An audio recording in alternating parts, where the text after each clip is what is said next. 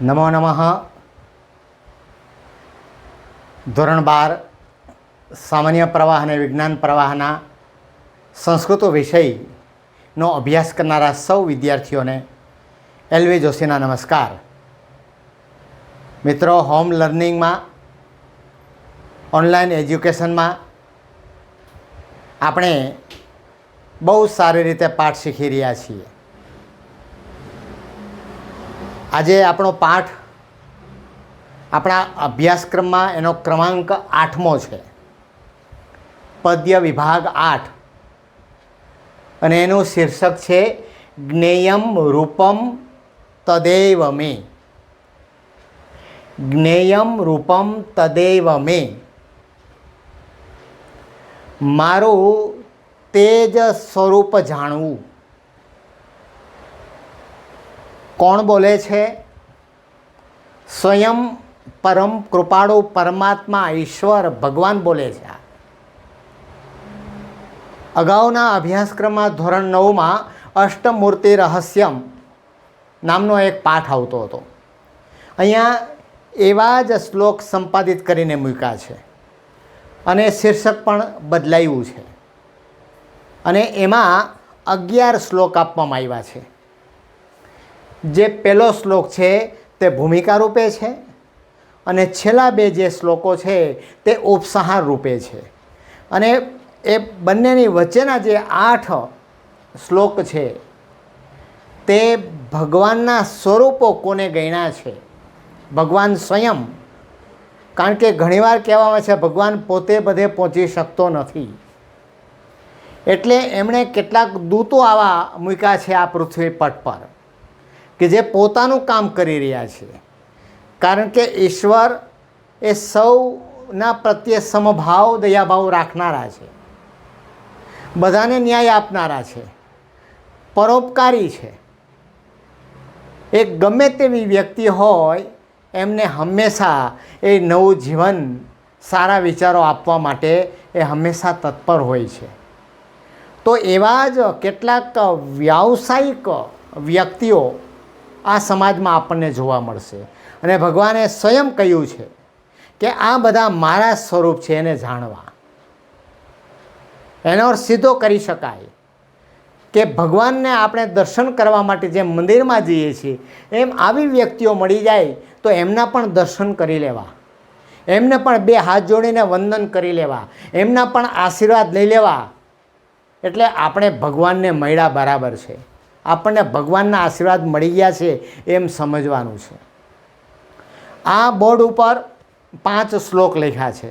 આપણે બહુ શરૂઆતથી જ આ પદ્ધતિથી તમને અભ્યાસ કરાવી રહ્યા છીએ. નહીંતર સ્ક્રીન ઉપર પણ હું મૂકી શકું આ જ બધા શ્લોકોને, અને એમાં હું સમજાવી શકું જેમ પાઠ આપણે સમજાવીએ છીએ તેમ. પરંતુ અહીંયા સમજાવવાનો હેતુ એ છે કે તમારી સામે સ્ક્રીનમાં આ શ્લોકો લખાઈને આવે છે, અને હું તમારી સામે આવું છું, અને સીધું જ શિક્ષણ તમે મેળવી રહ્યા છો. તમે સમજો છો વર્ગખંડમાં આ સિવાય કશું હોય છે? આવું જ હોય છે.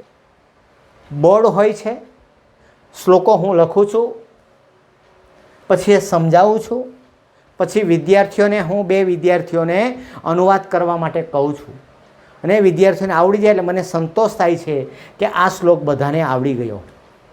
અહીંયા એક જ મર્યાદા મારી એક છે. શું છે તમે સમજો છો? કે હું તમને પૂછી શકતો નથી, પરંતુ જેમ આને હું મારું કર્તવ્ય સમજું છું એમ તમારું પણ કર્તવ્ય એ છે કે તમે પ્રત્યેક શ્લોકનો અનુવાદ શીખી લેવો જોઈએ તમારે. તો આવા 8 સ્વરૂપ આજે આપણે જોવાના છે. બહુ સરસ અભ્યાસક્રમનો આ એક આપણો પાઠ્યપુસ્તકનો એક આ પદ્ય પાઠ છે, શ્લોકો છે. પરીક્ષાની દૃષ્ટિએ ખૂબ અગત્યનું એટલા માટે છે મિત્રો કે આમાંથી અનુવાદ તો પૂછાય, પણ ખાસ આમાંથી 3 ગુણનો અર્થ વિસ્તાર પૂછાઈને પૂછાય જ. 8 શ્લોકમાંથી 2 થી 9 શ્લોક સુધીમાંથી કોઈ પણ એક એ તમને પૂછાય છે અર્થ વિસ્તાર તરીકે. કારણ કે અમે નક્કી કર્યું છે અભ્યાસક્રમ ઘડતી વખતે કે આખા પાઠમાંથી બીજું પદ્ય પાઠ છે એમાંથી કંઠસ્થ શ્લોક પૂરતી પૂછવાનું, અને જે 8મો પદ્ય પાઠ છે એમાંથી તમને એ અર્થ વિસ્તાર પૂછવાનો. એટલે આમાંથી અર્થ વિસ્તાર પૂછાશે 3 ગુણનો. એટલે એ રીતે પણ મારે તમારી સામે આવીને ચર્ચા કરવી જોઈએ, એટલે હું તમારી સામે વારંવાર આવી રહ્યો છું. આપણે જોઈએ ભૂમિકા રૂપે પહેલો શ્લોક. બધા શ્લોકો ગાશું આપણે, અનુષ્ટુપ છંદમાં છે. શ્રી ભગવાન ઉવાચ. આ બધા જ શ્લોક કોણ બોલે છે? ભગવાન બોલે છે. નાહમ વૈકુંઠરાજોસ્મિ કૈલાસાધિપતિ નવા લોકાનાં હિતકારી યત જ્ઞેયં રૂપમ તદેવ મે. અહીંયા છે ના અહમ એટલે કે ન અહમ, હું નથી. ન અહમ એટલે હું નથી. ભગવાન કે હું કોણ નથી? તો કે વૈકુંઠ રાજ અસ્મિ. હું વૈકુંઠ એટલે વિષ્ણુ લોક. વૈકુંઠ એટલે વિષ્ણુ લોક. આપણે કેમ કે વૈકુંઠવાસી થયા છે એટલે વિષ્ણુ લોકમાં ગયા છે, સ્વર્ગ લોકમાં ગયા છે. હું વિષ્ણુ લોકનો રાજા નથી. કે વા એટલે કે કૈલાસ અધિપતિ ન. શું છે? કૈલાસ અધિપતિ ન. હું કૈલાસનો સ્વામી નથી. હું નથી વિષ્ણુ કે હું નથી શિવ, જે આપણી પરિકલ્પના છે ગોડની. GOD. જી એટલે જનરેટર, ઓ એટલે ઓપરેટર અને ડી એટલે ડિસ્ટ્રોયર. જનરેટ કોણ કરે છે? આ સૃષ્ટિનું સર્જન કોણ કરે છે? બ્રહ્મા. જી. ઓપરેટર કોણ સંચાલન કરે છે? વિષ્ણુ ભગવાન. અને કોણ વિનાશ કરે છે? ડિસ્ટ્રોયર. તો કે શિવ. એટલે જીઓડીમાં બ્રહ્મા વિષ્ણુ મહેશનો સમાવેશ થઈ જાય છે, ગોડ. તો એ પણ હું નથી. હું નથી વિષ્ણુ, નથી શિવ. લોકાનામ હિતકારિયત, જે લોકોનું હિત કરનાર છે, કલ્યાણકારક છે, જે લોકોનું કલ્યાણકારી છે, તેને જ તદેવ, તેને જ મારું રૂપ જાણવું. જ્ઞેયમ એટલે કે જાણવું. આ પંક્તિ દરેક શ્લોકમાં આવશે. જ્ઞેયમ રૂપમ તદેવમય, તેને જ મારું રૂપ જાણવું. કોને મારું રૂપ જાણવું? કે આ પૃથ્વી ઉપર જે લોકો છે કલ્યાણ કરનાર છે, એને મારું સ્વરૂપ જાણવું. હંમેશા કોઈનું હિત ઈચ્છવાની વાત છે, કલ્યાણ કરવાની વાત છે. કોણ કોણ કલ્યાણ કરે છે એના 8 સ્વરૂપો અહીંયા બતાવે છે. આપણે હવે જોશું. ફરીવાર, અહમ, હું વિષ્ણુ લોકનો રાજા નથી કે કૈલાસનો સ્વામી નથી. જે લોકોનું કલ્યાણકારી છે, જે લોકોને કલ્યાણકારી છે, તેને જ મેં એટલે મારું, રૂપ એટલે રૂપ, જ્ઞેયમ એટલે જાણવું, તેને જ મારું રૂપ જાણવું. સીધો અનુવાદ એક વખત કરું છું. હું વિષ્ણુ લોકનો રાજા નથી કે કૈલાસનો સ્વામી નથી. જે લોકોને કલ્યાણકારક છે, તેને જ મારું રૂપ જાણવું. આ પહેલો શ્લોક. હવે ભૂમિકા પૂરી થઈ. હવે શ્લોક શરૂ થાય છે, બીજો શ્લોક. એમાં કયું સ્વરૂપ ભગવાનનું છે એની વાત કરી છે. શ્લોક ગાઉં છું પહેલાં. કૃષકાહ્યે કૃષિમ કૃત્વા ધાન્યમ યચ્છતિ સ્વેચ્છયા ઉપકુર્વન્તિ જીવેભ્ય તસ્માત રૂપમ તએવ મે. ખૂબ સરળ શ્લોક છે, પણ આપણે અર્થ વિસ્તાર સમજતો જવાનો છે. આનું વિવરણ કરતા જઈશું શક્ય હશે ત્યાં સુધી. કોની વાત કરી છે સમજાઈ ગયું તમને? કોની વાત કરી છે? એક ખેડૂતની વાત કરી છે. પહેલાં ભગવાને ખેડૂતને યાદ કર્યા છે. અમે આપણો દેશ કૃષિ પ્રધાન દેશ છે. ખેડૂતને જગતનો તાત કહેવામાં આવે છે. શું કામે ભગવાને એનું સ્વરૂપ બતાવ્યું છે સાંભળો. એ જે ખેડૂતો કૃષકાહ ખેડૂતો કૃષિમ કૃત્વા ખેતી કરે છે ખેડૂતો ખેતી કરીને સ્વેચ્છાપૂર્વક ધાન્યમ યચ્છતિ એટલે આપે છે.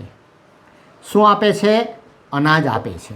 સ્વેચ્છાપૂર્વક બધાને અનાજ આપે છે, અનાજ વેચે છે. અહીંયા બે શબ્દ હું લઈશ. એક છે વહેંચે છે અને એક વેચે છે.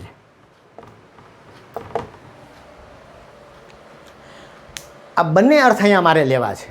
વહેંચે પણ છે અને વેચે પણ છે. કેવી રીતે એ હમણાં વિવરણમાં આપણે જોઈએ. જીવે બિહ ઉપકુર્વંતી એ બીજા પ્રાણીઓ પર ઉપકાર કરે છે. કોના ઉપર ઉપકાર કરે છે? દરેક પ્રાણી પર. ત એવ મેં તેને જ મારું રૂપ જાણવું. તસ્માત તેથી તેને જ તે જ મારું રૂપ છે. અહીંયા એમ કહેશું તેથી ત એવ તે જ મેં રૂપમ મારું રૂપ છે. ખેડૂત મારું રૂપ છે એમ ભગવાન કહે છે. આપણે વિવરણ સમજીએ પહેલાં, પછી અનુવાદ કરીશું. શું કહે છે? ખેડૂત ખેતી કરીને બીજાને અનાજ વેચે છે. એમાં શબ્દ છે સ્વેચ્છાપૂર્વક. વહેંચે છે અને વેચે પણ છે. તમને ખ્યાલ હોય આજે પણ કોઈક ખેડૂતો કોઈક ગામમાં આવી પ્રથા હશે. પહેલાંના જમાનામાં તો ખાસ ખેડૂતને જ્યારે પહેલી મગફળી થાય, પહેલાં ઘઉં થાય, બાજરો થાય, જે અનાજ પાકે ને એ અનાજ વેપારીને વેચે એ પહેલાં ખેતરથી જ કેટલાક લોકોને વેચે છે, આપે છે, પ્રેમથી આપે છે અને એ લોકો પહોંચી જાય છે. ખાસ કરીને બ્રાહ્મણ હોય ગામના, જે પૂજાપાઠ કરાવતો હોય, મંદિરના પૂજારી હોય, કર્મકાંડી બ્રાહ્મણ હોય, કોઈ બાવાજી હોય, સાધુ મહાત્મા હોય, પછી હજામ પણ હોય. આખું વર્ષ એક સૌર કર્મ કરે, એક પણ પૈસો લે નહીં, પણ એના બદલામાં આ વસ્તુ એમને આપે છે. આમાં ઘણા બધા લોકો ત્યાં જતા અને એને વહેંચતા અને પછી પોતે ઉપયોગમાં લે, પોતાને જરૂર હોય એ પ્રમાણે, અને પછી વેચે વેપારીને. અને વેચવું જોઈએ કારણ કે એની આજીવિકા છે. અહીંયા એ સમજાયું છે. અને પ્રાણીઓ પર ઉપકાર કરે છે. ક્યાં પ્રાણીઓ ઉપર? તો કે આપણે બધા પ્રાણીઓ જ કહેવાઈએ. મનુષ્યો ઉપર, ચોપગા પ્રાણીઓ ઉપર, પક્ષીઓ ઉપર, જીવજંતુઓ ઉપર કેટલો બધો ઉપકાર કરે છે. કલ્પના કરો, ખેડૂત એ ખેતરમાં બીજ વાવે નહીં તો શું થાય? કલ્પના પણ આપણે ધ્રુજારી ઉઠે છે. એટલા માટે તો હું ઘણીવાર કહેતો હોઉં કે તમે જ્યારે ભોજન લ્યો ને, ભોજન કરવા બેસો ને, ત્યારે 3 વ્યક્તિનું સ્મરણ કરવું જોઈએ મનોમાં. એક પરમાત્માનું, કે જે આપણે ખાઈએ છીએ એને પચાવે છે. કયું એવું આપણા સાયન્સે શોધ કરી છે, એવું કયું મિક્સર બનાવ્યું છે કે જેમાં અનાજ નાખો, તમે રોટલી નાખો, શાક નાખો, શ્રીખંડ નાખો, કેરીનો રસ મૂકો અને એમાંથી લાલ લોહી બને? ન બને.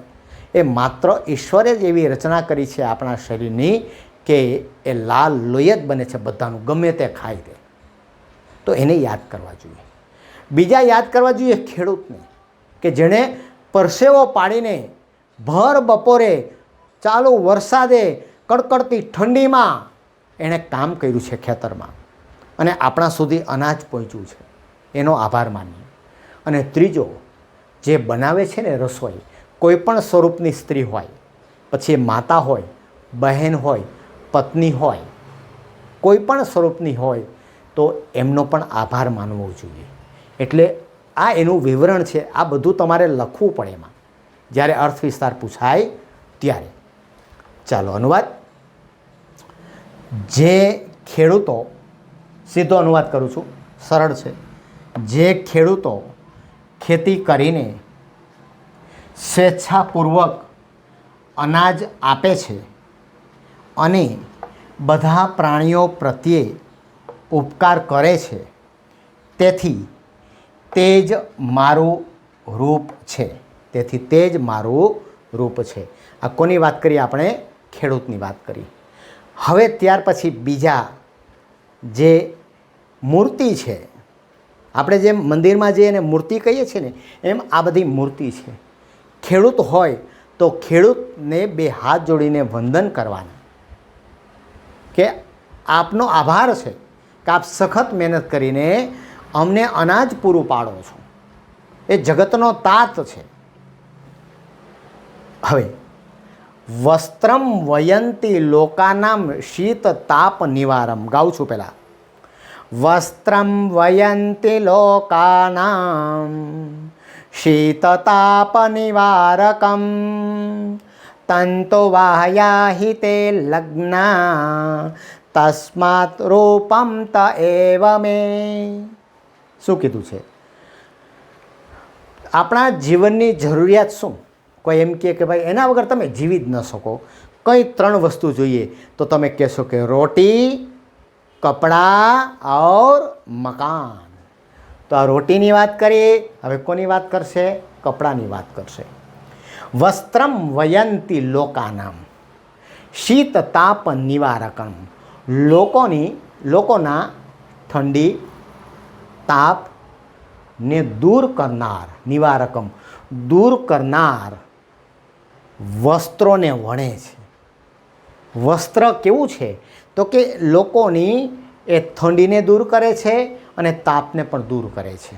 આપણે શિયાળાનો સમય હોય તો કેવા વસ્ત્રો પસંદ કરીએ છીએ? તો કે ઊનના વસ્ત્રો પસંદ કરીએ છીએ, ઘટ વસ્ત્રો પસંદ કરીએ છીએ. અને અત્યારે બપોર છે, કડકડતું એક ગરમી પડતી હોય, અસહ્ય તાપ હોય ઉનાળામાં, તો કેવા વસ્ત્રો પહેરીએ? તો કે આછા સુતરાઉ કાપડ પહેરીએ છીએ આપણે. પણ આ બધું રક્ષણ આપણું કોના દ્વારા થાય છે? તો કે કાપડ જે બનાવે છે તેના દ્વારા. એટલે કહ્યું છે કે તંતુવાયાહ. તંતુવાયાહ એટલે વણકરો. આ જે વણકરો છે તે હિતે લગ્ના કલ્યાણ કરવામાં મગ્ન હોય છે, રત હોય છે. તેથી તે જ મારું સ્વરૂપ છે, તે જ મારું રૂપ છે. કોણ? વણકરો. હવે અહીંયા વણકરનો અર્થ કોઈ જાતિના અર્થમાં લેવાનો નથી. અહીંયા વણકર એટલે જે વસ્ત્રને વણે છે એ વણકર છે. બરાબર છે? સારું, અનુવાદ કરીએ ફરી એકવાર અહીંથી. લોકાનામ શીત તાપ નિવારકમ. લોકોના ઠંડી અને તાપને દૂર કરનાર વસ્ત્રોને વણે છે તે તંતુવાયાહ વણકરો કલ્યાણ કરવામાં રત હોય છે. કલ્યાણ કરવામાં રત હોય છે. તેથી તે જ મારું રૂપ છે. બીજી મૂર્તિ કઈ બતાવી છે અહીંયા? વણકરની, જે વસ્ત્રો બનાવે છે. આપણે આદિમાનવ વસ્ત્ર વગરનો હતો, પરંતુ ધીમે ધીમે આવા વ્યવસાયો થતા ગયા, આવું ઉત્પાદન થતું ગયું અને એને કારણે આપણે વસ્ત્રો પહેરતા થઈ ગયા. આજે તો આપણે અવનવી ડિઝાઇનવાળા વસ્ત્રો પહેરીએ છીએ. આજે તો એક ફેશન શરૂ થઈ છે જુદા જુદા પ્રકારના વસ્ત્રો પહેરવાની. પણ અંતે તો એનો હેતુ તો એ જ છે કે આપણા શરીરનું રક્ષણ થાય. અને શરીરનું જો રક્ષણ થાય તો જ આપણું જીવન ટકી શકે. એટલે જીવન ટકાવવા માટે વસ્ત્ર આવશ્યક છે. એટલે ભગવાને એને માધ્યમ બનાવીને એને જ પોતાનું સ્વરૂપ માન્યા છે. એટલે આવા વણકર મળે તો પણ આપણે 2 હાથ જોડીને વણકરને વંદન કરી લઈશું. ફરી એક વખત સીધો અનુવાદ કરું છું. લોકોના ઠંડી અને તાપને દૂર કરનાર વસ્ત્રોને વણે છે. તે વણકરો કલ્યાણમાં રત હોય છે. તેથી તે જ મારું સ્વરૂપ છે. પછીનો શ્લોક ગાઉં છું. રચયન્તે નિવાસાન્યે વસંતે કોટિરે સ્વયં નિર્મતાર શ્રમ સ્નાતા તસ્માત રૂપમ ત એવ મે. હવે તમને ખ્યાલ આવી ગયો અહીંયા કોની વાત કરી હશે? નિર્માતારા. નિર્માતારે નિર્માણ કરનાર. શું નિર્માણ કરનાર? તો કે મકાન બનાવનાર. મકાન કોણ બનાવે છે? તો કે એન્જિનિયર બનાવે છે. એન્જિનિયર કોની પાસે બનાવડાવે છે? તો કે કડિયા પાસે બનાવે છે. ત્રીજી મૂર્તિ કઈ છે? કડિયો ત્રીજી મૂર્તિ છે. શું કામે એને એવું કહ્યું છે? સાંભળો. જે સ્વયં પોતે કુટીરે વસંતી, જે પોતે ઝૂંપડીમાં રહે છે, જે પોતે ઝૂંપડીમાં રહે છે અને નિવાસાન રચયંતી, અને નિવાસ બનાવે છે, મકાનો બનાવે છે. કોના માટે? બીજા માટે મકાનો બનાવે છે, પણ પોતે શેમાં રહે છે? તો કે ઝૂંપડીમાં રહેતો હોય છે.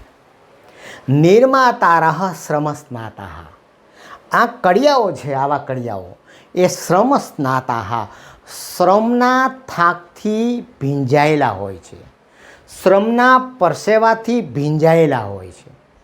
એટલી બધી મહેનત કરે છે કે તેને પરસો વળે છે. હવે આનું વિવરણ તમને આપી દઉં. પહેલાં કડિયો એક સ્વરૂપ છે આપણો, ભગવાને એને પણ ગણ્યો છે. તમે જોયું હશે જ્યાં મકાનો બનતા હશે એ કડિયા મોટા મોટા બંગલા બનાવે છે, એપાર્ટમેન્ટ બનાવે છે, ફ્લેટ બનાવે છે, અદ્ભુત ડિઝાઇન એન્જિનિયર આપે છે, એના પ્રમાણમાં પોતે માપસાઈડ લઈને એ પોતે ચોકસાઈથી ઓળીંબો મૂકીને એ પથ્થરને આમ ઠોકીને એ પોતે સરસ મજાના એ મકાન બનાવે છે, ભવન બનાવે છે. પણ તમે એના ઘરે જાઓ ને તો એને નાનું મકાન હશે, કાચું મકાન હશે, ઝૂંપડા હશે. આની કરુણતા તો જુઓ, એણે જીવનભર બીજાના જ મકાનો બનાવવાના. મને એક વાત યાદ આવે છે કે એક બહુ મોટા શેઠ હતા, એણે આવા કેટલાય મકાન, આવો કડિયો એક બનાવતો હતો. લગભગ એમ માનો ને કે 30-40 વર્ષ સુધી એણે મકાન બનાવ્યા. પોતાનું મકાન સાવ સામાન્ય જ રહ્યું 40 વર્ષ પછી પણ. અંતે એક વખત શેઠ પાસે ગયો આ કડિયો અને બે હાથ જોડીને કીધું કે હું કેટલાય વર્ષોથી આપને ત્યાં કામ કરી રહ્યો છું, હવે મને મુક્તિ આપો, હવે મારાથી કામ થતું નથી, હવે મને થાક લાગે છે, હવે મારા છોકરાઓ પણ એ લાઈને ચડી ગયા છે, કમાવા માંડ્યા છે, એટલે મને હવે આરામ કરવાનું કહે છે. હવે પછી નવું મકાન, આ છેલ્લું જે મકાન બની ગયું છે એ તમને સોંપું છું, પણ હવે હું મકાન બનાવવા માગતો નથી. ત્યારે એ શેઠે કીધું કે હું તારી વાત સાથે સંમત છું, તે નિષ્ઠાથી કામ કર્યું છે, પણ હવે એક કામ મારું કરીશ. તો કે શું? મેં એક ઓર્ડર લેવાઈ ગયો છે મારાથી, એ મકાન તારે બનાવવાનું છે, એક જ મકાન તું મને બનાવી દે, બસ. પછી હું તને નહીં કહું, અને તને મોં માગ્યા પૈસા આપીશ, એવું હશે તો વધારે પૈસા આપીશ, પણ તું મને એક મકાન બનાવી દે. પેલો ના ન પાડી શક્યો, પણ કડિયાએ મનથી નિવૃત્તિ લઈ લીધી હતી કે મારે કામ કરવું નથી. એટલે એણે શું કર્યું?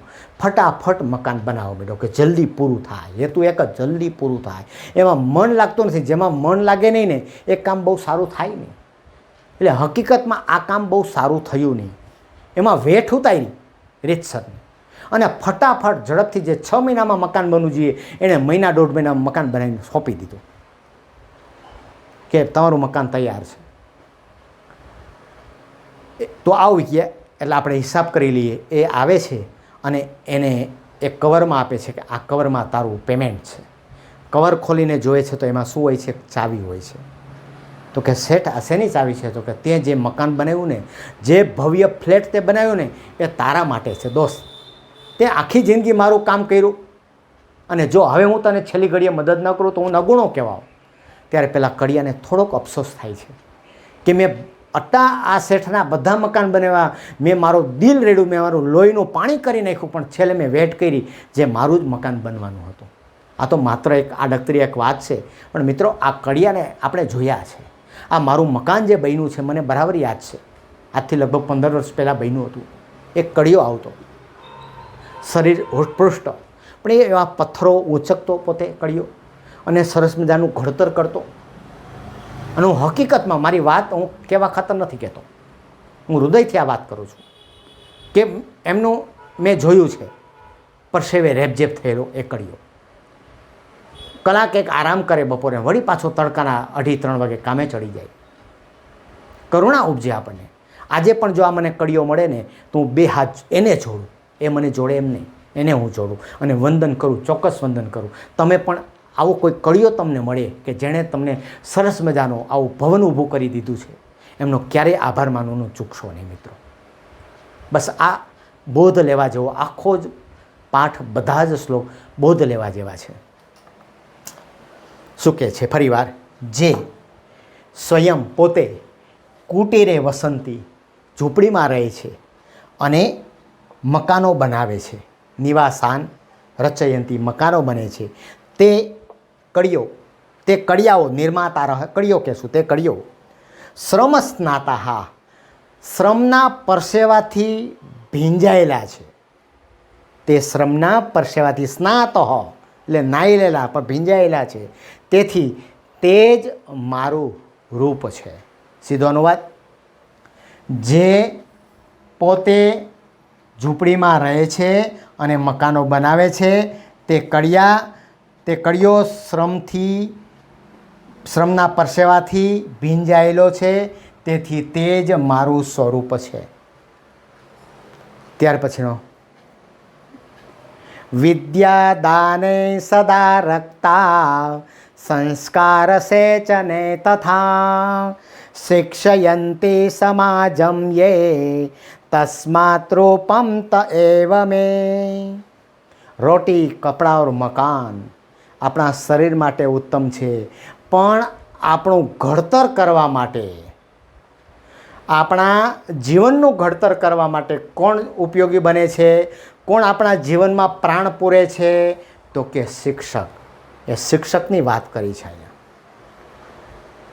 હું પોતે જ સદનસીબ છું કે હું શિક્ષકની ભૂમિકાએ આજે તમને હું વાત કરવા જઈ રહ્યો છું. મને આજે ગૌરવ છે કે હું શિક્ષક છું. મિત્રો, એવો કયો વ્યવસાય છે મને બતાવશો કે જ્યારે હું ભણાવતો હોઉં અથવા હું મારી વાત કરતો હોઉં ત્યારે એકી સાથે 80-100 બાળકોની આંખો મારી સામે હોય, 80-100 કાન મારી વાતને સાંભળવા આતુર હોય? અને આજે તો આ સંખ્યા બહુ મોટી છે, 80-100 નથી, હજારો વિદ્યાર્થીઓ આ મારી વાત સાંભળી રહ્યા છે અને મને જોઈ રહ્યા છે. બસ આનાથી વિશેષ ગૌરવ શું હોય? શિક્ષકને શા માટે વંદન કરવા જોઈએ? અહીંયા કહ્યું છે, વિદ્યાદાને, વિદ્યા આપવામાં અને સંસ્કારનું સિંચન કરવામાં હંમેશા રત હોય છે. એનો એક જ હેતુ છે મિત્રો કે વિદ્યા આપવી અને સંસ્કારનું સિંચન કરવું, અને જે સમાજને શિક્ષણ આપે છે. માત્ર વિદ્યાર્થીઓને શિક્ષણ નથી આપતો આ શિક્ષક, એ સમાજને શિક્ષણ આપે છે. તેથી તેને જ મારું સ્વરૂપ જાણવું. વિદ્યા આપવામાં જે રત હોય છે અને સંસ્કાર આપવામાં, અત્યારે હું શું આપી રહ્યો છું તમને? જે હું ભણાવું છું તે તમને તમારા પાઠ શીખવાડી રહ્યો છું, એને માનો ને તમે કે વિદ્યા હું આપું છું તમને. પણ સંસ્કાર શું આપું છું કે જ્યારે ખેડૂત મળે તમને, તમારી સામે શિક્ષક આવે, વૈજ્ઞાનિક આવે, સંત પુરુષ આવે, ત્યારે તમે એને વંદન કરજો. આ હું આપનામાં સંસ્કાર રેડી રહ્યો છું. આ સંસ્કાર સિંચનની વાત છે. શિક્ષક હોય એટલે એ વિદ્યાર્થી વગર રહી ન શકે. મારા એક વિદ્યાર્થીએ હમણાં જ એ કમેન્ટ બોક્સમાં લખ્યું હતું કે sir, I miss school and all teachers. હું મિસ કરી રહી છું મારા બધા જ શિક્ષકોને અને મારી સ્કૂલને. સ્વાભાવિક છે કે અમને પણ એવી ઈચ્છા હોય કે અમારી સામે એ ફિઝિકલી વિદ્યાર્થીઓ મારી સામે આવે અને ફરી પાછા આપણે આનંદ કરતાં કરતાં ભણતા રહીએ. પણ જ્યાં સુધી આ પરિસ્થિતિ આપણી સાનુકૂળ ન થાય ત્યાં સુધી આપણે ચાલુ જ રહેવાનું છે ઓનલાઈન એજ્યુકેશન. હું ઘણીવાર મિત્રો કહું છું, આ શિક્ષકનો સ્વભાવ છે. આ મારી આત્મશ્લાઘા નથી, મારી પ્રશંસા નથી, પણ જે છે મારું આત્મગૌરવ છે. આ કહી રહ્યો છું એ. મારે જ્યારે હું 12માં કે 11માં મારે પીરિયડ લેવો હોય ત્યારે મારે 5 મિનિટ અગાઉ જોવું પડે કે મારે આજે કયો પાઠ લેવાનો છે અને મારે આજે શું વાત કરવાની છે. 5 કે 10 મિનિટ હું જોઈ લઉં એટલે મારે એક પીરિયડમાં મારે કામ પૂરું થઈ જાય. મિત્રો, તમને ખ્યાલ છે કે મારે આજે જ્યારે આ પાઠ લેવો છે, 11 શ્લોક ભણાવવા છે, તો મારે કેટલી કલાકની મહેનત જોઈએ છે? મારે ઓછામાં ઓછી 5 કલાકની મહેનત કરવી પડે છે. આ બધું લખવું, વળી પાછું આ ભૂસીને પાછું બીજી વખત લખવું, વિડીયોના 2 ભાગ કરવા, એને જોઈન્ટ કરવા, એમાં એડિટિંગ કરવું, એને અપલોડ કરવું, પછી શેર કરવું, એના ડિસ્ક્રિપ્શન લખવું, એને ટાઇટલ આપવું, ટેગ કરવું, આ બધી વાત બધું કરતાં એ 5 કલાક ઓછામાં ઓછી ગણી લ્યો તમે, માની લો. તો આ અમારા માટે એક પડકારરૂપ છે. બધા શિક્ષકો આ ન કરી શકે. હું કરી શકું એમ નહીં, ઘણા બધા શિક્ષકો કરે છે. પરંતુ કહેવાનો અર્થ એ કે કોઈ પણ શિક્ષક હોય એ પોતે લોહી રેડીને પણ એ પોતે વિદ્યાર્થીઓ માટે કામ કરતો હોય છે. એ અહીંયા શીખવાનું છે. એટલે તો આપણે કહે છે માતૃદેવો ભવ, પિતૃદેવો ભવ અને આચાર્ય દેવો ભવ, એ ભૂમિકા છે. સાંદીપની ઋષિ તમે જુઓ, ગુરુ દ્રોણાચાર્ય ઋષિ જુઓ. આજે પણ એના જે શિષ્ય છે, અર્જુન એમ કહેતા ગૌરવ અનુભવતો તો મારા ગુરુ દ્રોણાચાર્ય છે. કૃષ્ણ અને સુદામા ગૌરવ અનુભવતા હતા કે મારા શિક્ષક, મારા આચાર્ય કોણ છે? સાંદીપની છે. હું કોઈનો શિષ્ય છું એવું ગૌરવ તમને થવું જોઈએ. અને મને આજે મોટામાં મોટો મિત્ર સંતોષ હોય તો એ છે કે મારા વિદ્યાર્થીઓ આજે એનું ફલક બહુ વિસ્તાર પામ્યું છે. અમદાવાદ હોય, સુરત હોય, નવસારી હોય, કેશોદ હોય, રાજકોટ હોય, હું કેટલા શહેરના નામ દઉં. હા, એક દિવસ હું આ બધા જ વિદ્યાર્થીઓની સ્કૂલને યાદ કરવાનો છું. એટલે ખાસ મારી વિનંતી છે કે તમે જ્યારે કમેન્ટ બોક્સમાં લખો તમને કાંઈ ગમે છે તો તમે તમારું નામ લખો અને તમારી સ્કૂલનું નામ લખો, જેથી કરીને મને પણ ખ્યાલ આવે કે આ સ્કૂલ સુધી મારો સંદેશો પહોંચ્યો છે. અનુવાદ કરીએ. વિદ્યા આપવામાં અને સંસ્કારનું સિંચન કરવામાં હંમેશા રત હોય છે અને જે સમાજને શિક્ષણ આપે છે. મિત્રો, આ બહુ મહત્ત્વની વાત છે. અમારે સમાજને પણ શિક્ષણ આપવાનું છે, સમાજને પણ સારો બોધ આપવાનો છે. આજે મહામારી હોય, કોરોના મહામારી, તો એમાં શિક્ષકો પણ યોગદાન આપતા હોય છે કે આમાં બધાને જાગૃત કેમ કરવા.